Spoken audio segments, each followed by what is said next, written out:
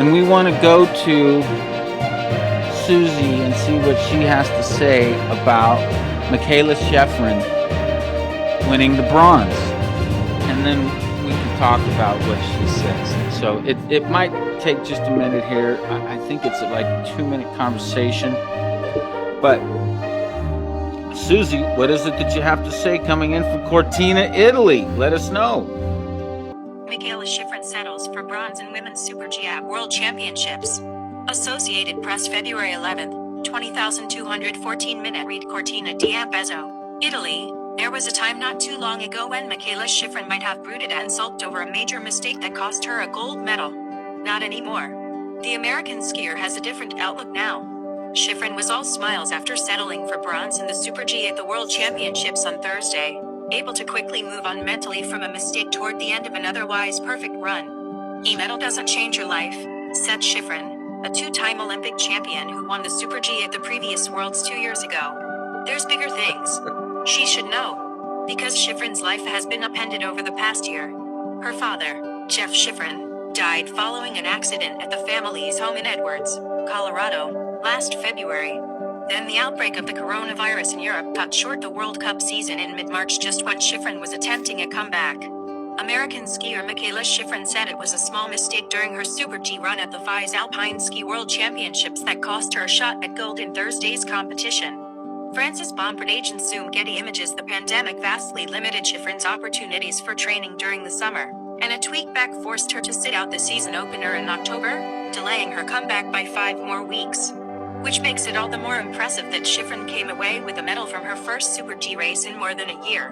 The things I've experienced this year and this day are actually separate, Shiffrin said. As much as I would want to connect it and say that it was somehow fate that I would come to the Super G and all of these things have come together and be some destiny thing, it's not. I had a good plan and I was able to execute it for the most part everywhere.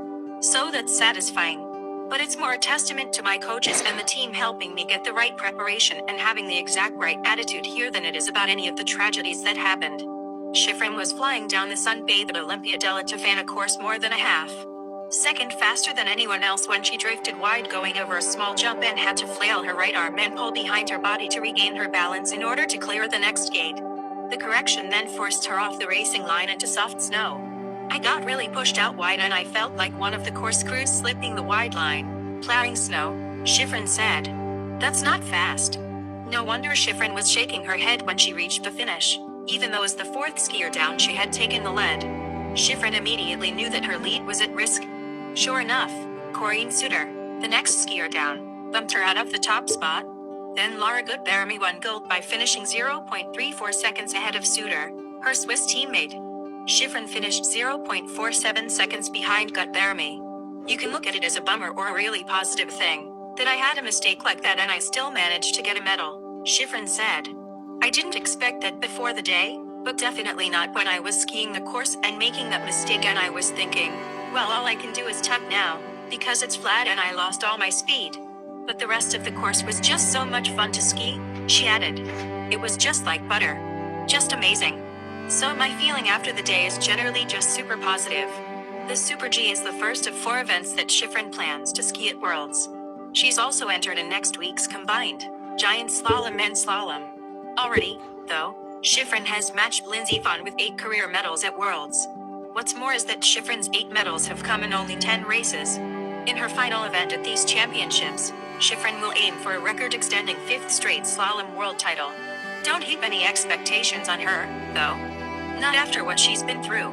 The goal is to not have expectations anyway because the only thing that does is put pressure on you and it's harder to produce the right skiing when you have the pressure, Shiffrin said. Because it just doesn't matter. I have the plan. I want to ski and execute that and just focus on that because it's the only way I'm going to enjoy the day. No matter what event I do, having that mentality is always going to be more fun. That's a great thing. Thank you, Susie, coming in from Cortina, Italy. I don't even know where to begin with this, but I think I'm going to begin with the positive. Right here at the end, some people will say, like, you shouldn't have goals or expectations because they will be disappointing. if you're not met or whatever. Okay, like here it says, the goal is not to have expectations anyway, because the only thing that it does is puts pressure on you. Now, I want to give you some clarity on this, okay? But let's put this into context, what she's actually talking about. She's at the gate, and she's looking down at this race, and she's not saying, I'm going for gold. I'm going for gold. If she is, she just said she was. She had no expectation. She was going to go down with the expectation. I think there was one expectation, and that was to finish the race with a contribution of every gate being hit. See, because that's what you have to have happen to be able to win anyway. So if everybody goes through the race and every single person except you misses one gate, you win. Okay, so that's the expectation. So then you start breaking it down and saying, okay, so now what if I hit every gate? Then what? Okay, well, then you want to be skiing at about 80 miles an hour. So she has to say, how do I get to 80 miles an hour? You need to dedicate yourself, your life, your family needs to dedicate themselves, their lives. And then you could probably ski 80 miles an hour.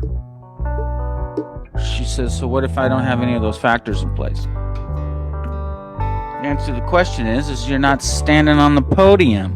That means you're not in Cortina, Italy. That means you should be in Italy, or how you have a couple of medals here, there. That's what it takes. So she gets up there and her head's right. She's already got the goal. The goal was to get to Italy. She's there now. She reached the goal. The process is what am I supposed to do now that I'm in Italy?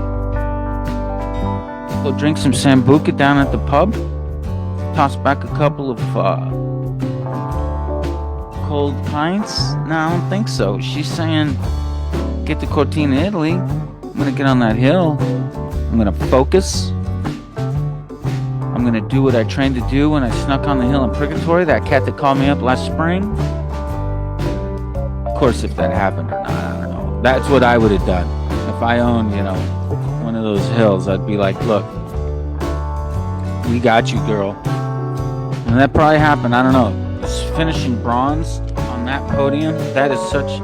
If she would have gotten gold, we would have had to have a ticker tape parade for her in New York City, or at least Aspen or Denver or somewhere, because and I didn't want to even lead into that in the beginning, because you want to keep her head right. You don't want on the podium. There's too much competition. If you finish in the top 10, that will be your plus. That's what everybody would have said. That's what the odds makers were making out. Nobody was expecting her to win gold. That Slavic chick and that Russian chick, those are the two gold winners. You'll see them on the podium quite a bit too. But Shiffrin, oh, watch out for her. Watch her sew up that seam and come down the hill. And let's see what her time is. What I like about her is she goes into these turns really strong. It is so interesting, and I don't know, she's so strong, but she's got such a great build. Like, it's almost, I don't know, like narrow. I don't know if I say she has the perfect body for skiing it, but like, it's good for me. But what I'm saying is she's kind of like, she cuts through the wind. I don't know. She's fun to watch. So if you get a chance, put some videos on. See what's cooking with Mikaela. Shit coming up. There's some more skiing going to be happening.